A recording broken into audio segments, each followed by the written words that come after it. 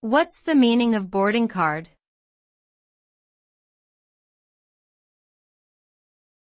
Boarding card.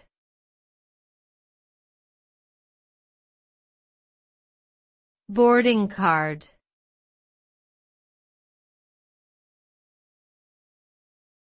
Boarding card.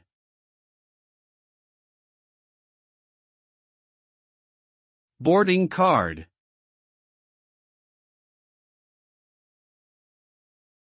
A boarding card is a document issued to a passenger by an airline or transportation service provider that grants them permission to board a flight or other form of transportation. It contains information such as the passenger's name, flight number, departure time, seat assignment, and gate number. The boarding card serves as proof of check-in, and passengers must present it along with their passport or other identification documents to security personnel before boarding their flight.